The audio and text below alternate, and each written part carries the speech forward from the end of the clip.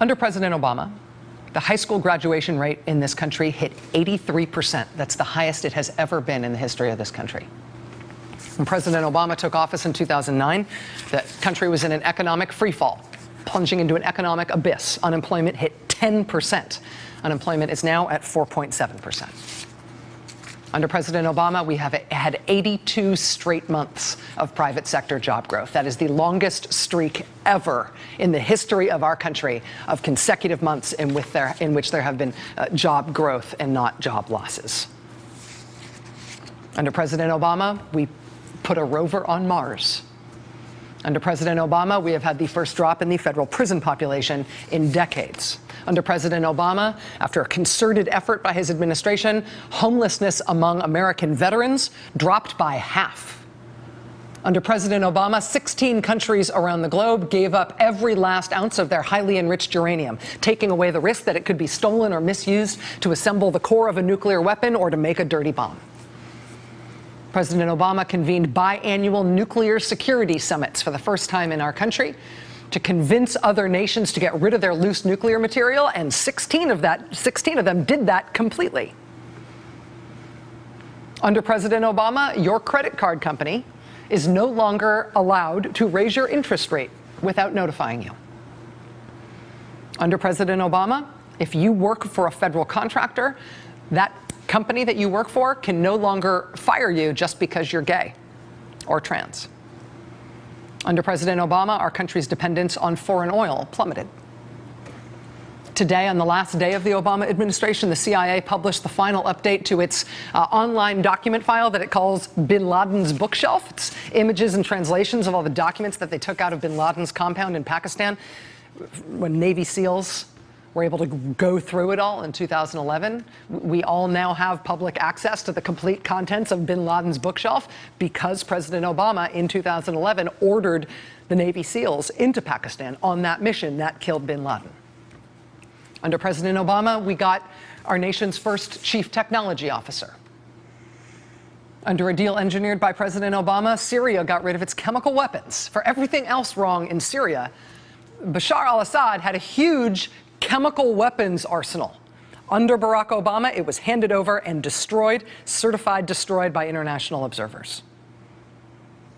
Under President Obama, the U.S. government banned torture by U.S. personnel in all circumstances. Under President Obama, a U.S. embassy opened in Cuba.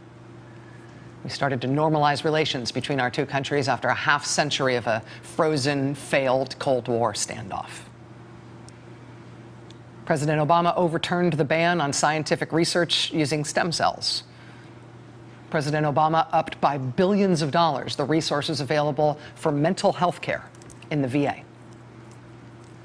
The Obama administration was the first administration ever to voluntarily release the lists of people who visited the White House. First presidency to ever do that.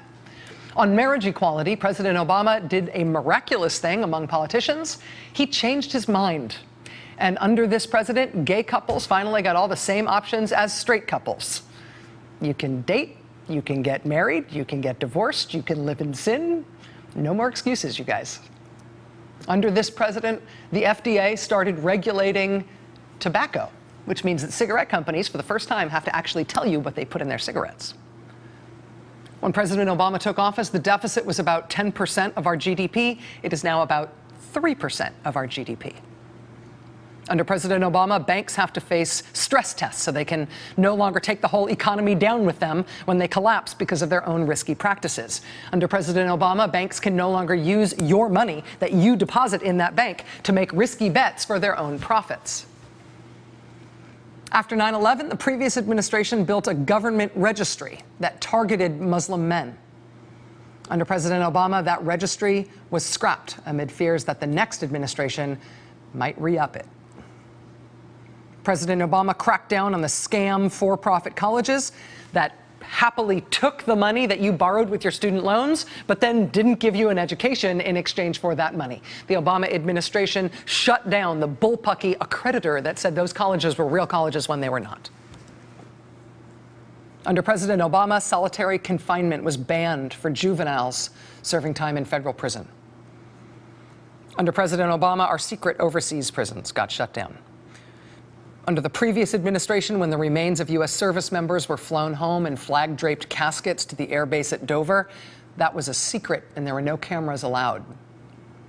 Under President Obama, that secrecy order was undone. And now, under President Obama, the government will pay travel expenses for the families of fallen soldiers to be there when their loved ones' remains arrive on that tarmac. Under President Obama, the Don't Ask, Don't Tell ban was repealed in the military, as was the ban on transgender soldiers serving openly. And all combat positions were open to women. President Obama arguably saved Medicare. He made Medicare solvent for years to come because he slowed down the growth of healthcare costs. That is what was eating that program. President Obama also, inarguably, saved the U.S. auto industry. He saved the U.S. auto industry and reorganized GM. They paid back their bailout money, and American automakers are now among the largest, most profitable car companies in the world, and millions of American jobs tell that tale. Tens of billions of dollars that used to get paid to the banks for writing student loan programs, instead now go to Pell Grants to help people go to college who otherwise couldn't afford it. Oh, and you can't be denied health insurance because of a pre-existing condition. And you can't be charged more for your health insurance because you're a woman. And your health insurance can't put a lifetime cap on what you're allowed to need because of your health care. And 20 million Americans got health insurance because of President Obama. And for the first time ever, the number of uninsured people in our country is in single digits. More than 90% of the country has health insurance now. And quietly along the way, yes, he did appoint the most diverse cabinet ever. And he appointed a record number of women judges and minority judges, and they will stay there after he is gone, including the first Latina Supreme Court justice, daughter of Selena and Juan, who came from Puerto Rico.